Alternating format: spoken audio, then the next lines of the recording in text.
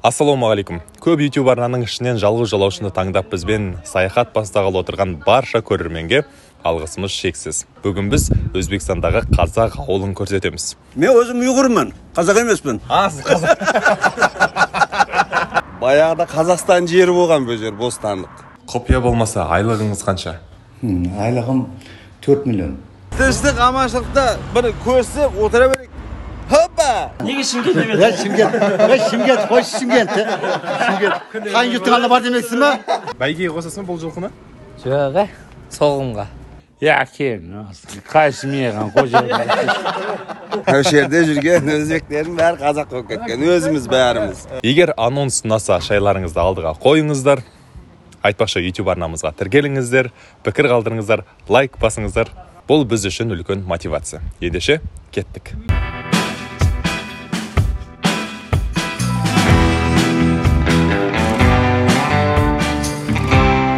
Мен өзім ұйғырмын, қазақ емеспін. Сіз қазақ. Мен өзім қазақ емеспін. Мен ұйғырмын. Ол жердің биі. Менің жолдас балам, қазақ. Бие? Би. Ол не би деген? Би деген ұлы.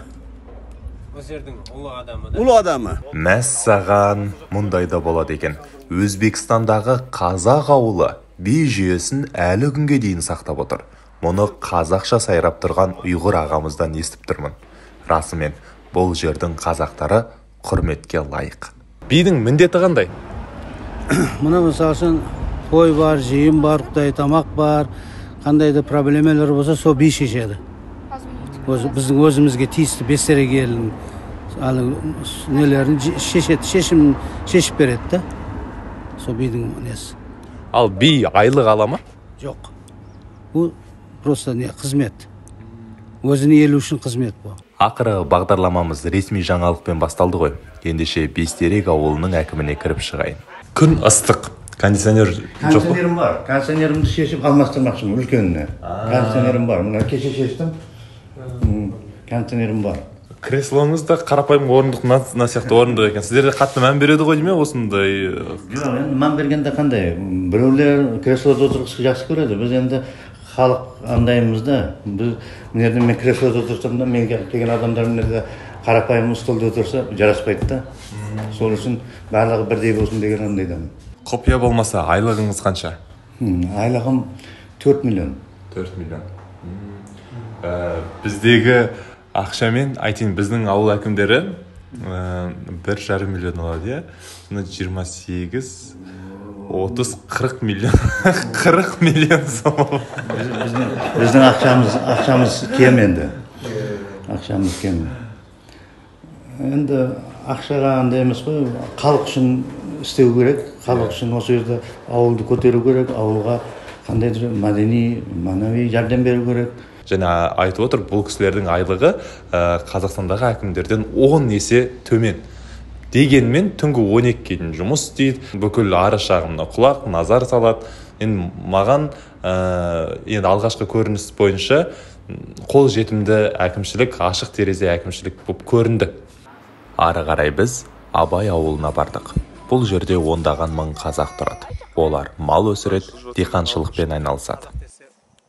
Қанша бас малың бар? 15 бас малым. Жалпы 15 бас малың бар, Иә.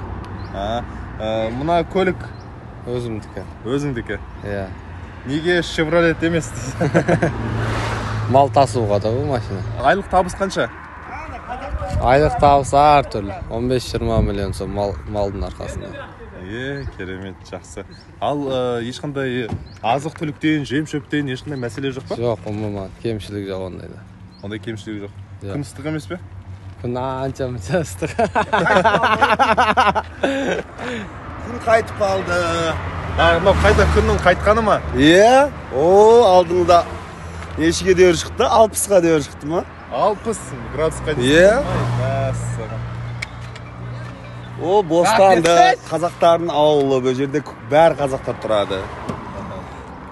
Баяғыда Қазақстан жері болған бұл жер, бостандық. Кейін баяғыда алмасып кеткен, сонымен өз екеңдерімен қап кеткенбіз осы жерде.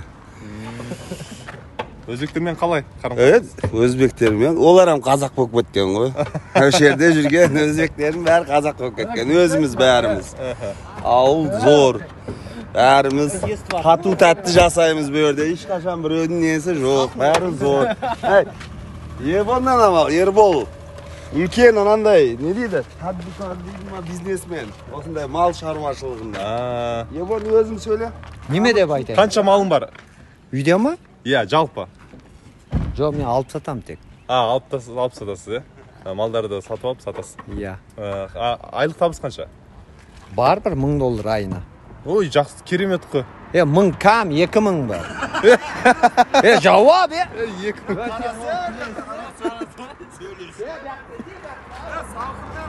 Міне туысқандарымыз алдымызда. Не дейміз, бауырлар? Міне тыныштық, аманшылықта бір көрсіп отыра берейік.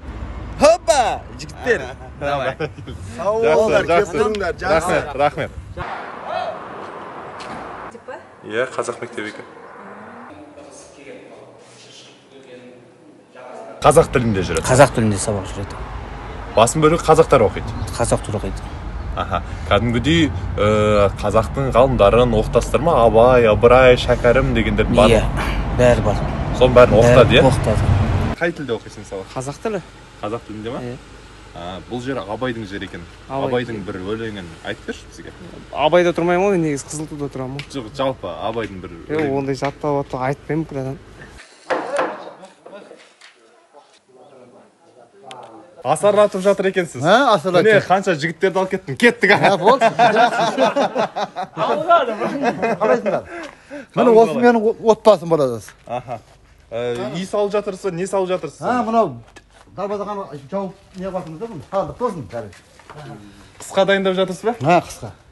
Керемет. Тірліктен қол босамайды да, өзі ұсташылық қыламын, тірліктен қол босайды, көшеде тірліктен. Енді міне бүгін ажыратты, бір күн ажыратты да бүгін. Оның үстіне сендерге қалдыңдар. Сендерге келіп қалдыңдар. Әңгімеге саласыңдар келіп. Уақыт жоқ деді. Күні суатыр әді өзі. Күні суатыр. Қазақтанға көшу арман ба, қалай өзіңіз ойыңызша? Арман? Иә.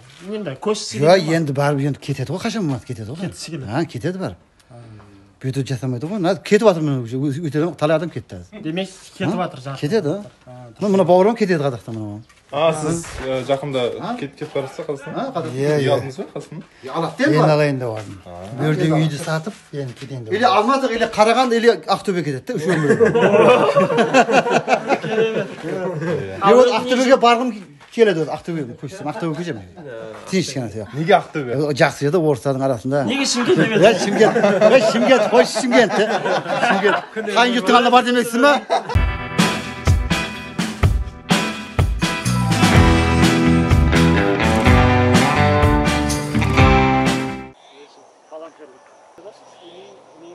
Абай атамыз айтпақшы, еңбек етсең ерінбе. Жылына жерден 2 рет өнім аласыздар. Бұл жердің қолайлығы қалай дейміз енді түсінеді. Бұның қолайлығы бізде су мәселесі жақсы. Мысалы, мына су ерте көктемнен кешкі күзге дейін тоқтамайды да. Мысалы, бізде сендерге қарағанда көктем ерте шығады. Иә. Бізде ол февральдың марттан бастап адамдардың бәрі кетпенін көтеріп шығып кетеді. Мысалы, марттан өзің есептесе, июльға дейін бір өнім егіп алсаң болады. Көп егін түрі, мысалы, 100 күн деп пісетін нәрсе. Мысалы, картоптың барлығы пісетін нәрсе. Жақсы, ауа райы қолайлы болса піседі. Сол, сендерде сол да, мысалы, егін алсаңдар болады, енді сендерде кеш шығады. Ағамыз бізді үйіне шақырып қонақ қылып жатыр. Алыс жолдан келдіңдер, үйден шай ішпей жібермеймін деп. Рахмет аға, көңіліңізге, ниетіңізге. Дастарханыңыз жақсылыққа жайыла берсін. Қазақ халқының дархан мінезі деп осыны айт. Ағамыздың өзі бізге шай құйып отыр. Жігітке ерсе емес пе деп сұрап едім. Алматыға барып жүргенімізде базарда бізге палау деп әкеп берді. Біз оны шәуле дейміз да. Шәуле. Соны ұстап істей береді. Бір жерден басыңа түссе бәр нәрсені істейсіңдер. Әшейін просто еркек едесіңдер да, келіндерге. Самат, басыңа түссе сен де палау істейсің. Бұл жердегі орташа жалақы 2,5 миллион сом. Біздің ақшамен 95 мың теңге. Дегенмен соны бәріне жеткізеді. Несиеңіз бар ма? Несие. Не деген несие? Кредит, несие деген. Жоқ. Ондай алмайсыз. Алмаймын. Ал жалпы тұрмыстарыңыз қалай? Жақсы. Құдайға шүкір. Жаман емес, ей! Жаман емес. Бәйгеге қосасың бұл жылқыны? Жоқ, соғымға. Мына соғымға ма? Иә. Онда не қызыл байлап қойғансың мойнына? Оны айта алмаймын, камера бар екен. Көз тимес үшін ба? Жоқ, басқа нәрсе. Не үшін? Шыға алмай жатыр да. Неге шыдамай? Көз тиген ғой. Көз тиген ба?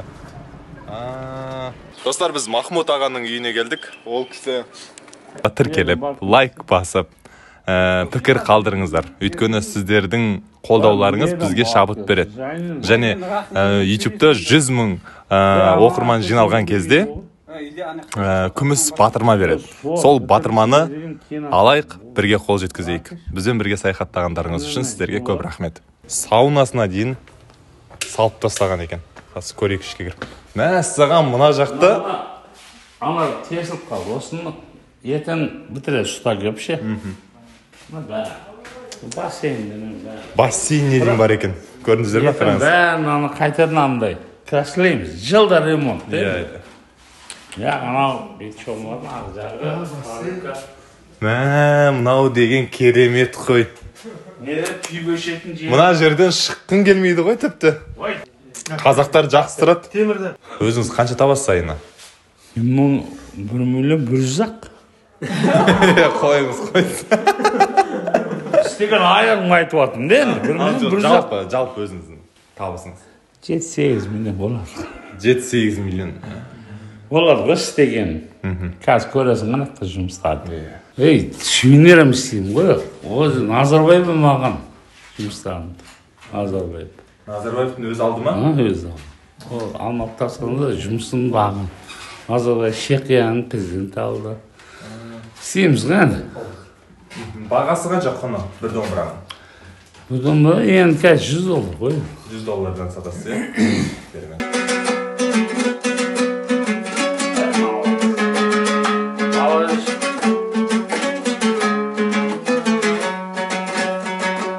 Мына ұзын сонар кезек Қазақстанға кетіп бара жатқан көліктер. Біз де елімізге қайтып бара жатырмыз. Сапарымыз аяқталды. Өзбекстандағы қазақтар өте еңбекқор екен. Маған қатты ұнады. Сіздерге де ұнады деген ойдамын. Ойларыңызбен төменге бөлісе отырыңыздар. Сіздермен саяхаттаған менің жарым Жаңабике және мен Санат. Бұл жалғыз жолаушы YouTube арнасы. Жақсы адамдардың санатында болыңыз.